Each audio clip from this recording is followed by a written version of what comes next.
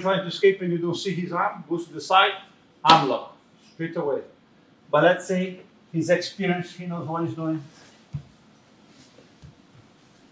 See my foot close. Let's do it again. The moment that he starts pushing, look, when I see I cannot resist, turn, look. Open up, let him push.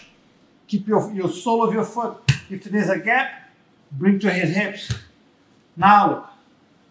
We're going to grab the arm because I need to stop him pushing my leg, right? This arm, he has to keep that frame to keep me away. So we're going to start going on the arm. There's a few things we can do here. I can try to force the arm and then go behind. I can try to force the arm away, but ideally it should be hard, right? The person's not just going to give you. So this is very important for him to keep the arm there. But I'm going to go on the other one. So I pull. When I grab, I pull up. I take it off from my leg. See, it's not difficult, whatever he's doing. Now I switch. Because now he cannot turn the other way. I go on the elbow. And then back to the mount. And that is always, I'm here, he goes. He tries to escape. See? Straight away, look. Straight away. Because if you can't carry on pushing, look. Hold, go behind the arm. He's done.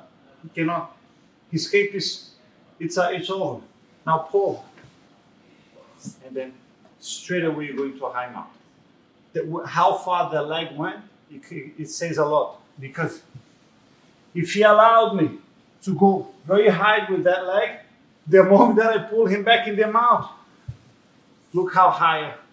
Automatically I go to a very high mount.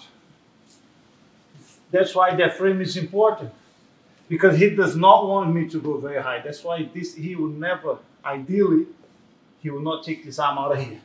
And he's stopping me going forward. See, there's a block. But I put the other arm and back to the mount.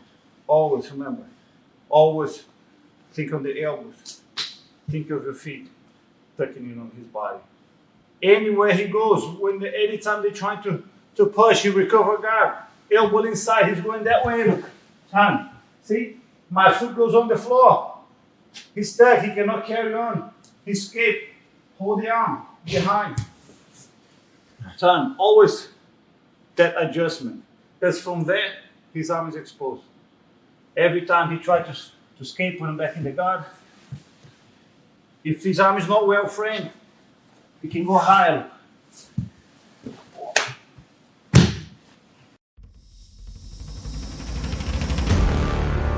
Okay guys, so now we're gonna work.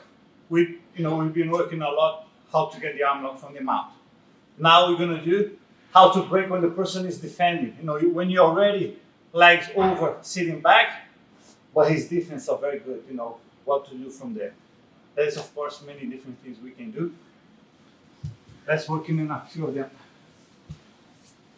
So here, getting to this position is one step. Breaking his defense is step 2, which is not easy. If you've been training long enough, you already know that being here does not mean that you're going to get the arm every time. Against a strong guy, it can be very difficult to break. So there's different ways that he can defend. They can hold hand to hand. They can grab his own gi. He can grab the collar. He can grab the collar, throw the arm over. He can just hold his bicep and keep the other hand in. I would say one of the hardest ways that I find to break that is when they hold their own collar and they throw the other arm over. Because I have to remove this arm and I have to break that grip. If they hold the bicep and keep the hand, he's not holding anything. The moment that I push the arm out, the arm is gone. So it's when they hold hand to hand, or if he relies on his arm to defend, it's much easier. If you're not holding anything, if he's holding his arm or his hands, it's you pull the other arm. Look where his arm goes, and then you break. That would be the easier to defend when he does this. When he uses the arm to hold. When he grabs, throws the arm over, I find much harder. So First, I like to always cross my feet because this is good. Only after I break the grip, I uncross and then, my feet goes close to his body and my knees goes together. That's like to finish position. But before, always like this. I'll be fighting him with my feet open the moment that he breaks, and then that's the finishing position. But here, I like to have it cross, especially, he's pushing my leg in, and you don't want for him to create that gap. So when I cross, I can, maintain my legs closer together. So, which arm should you grab? Should you go with the left, or should I go with the right, depending which side he is? I personally think you should always go with the same arm the side of the legs. Why? Because I should always fall to the head. Because if I fall towards the legs, I'm pulling him up.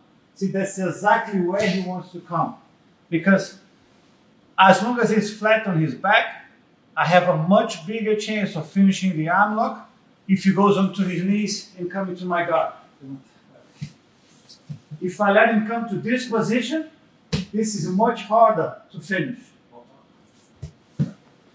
I have a much bigger chance if I keep him flat on his back. So what I must not let him do is come up onto his knees.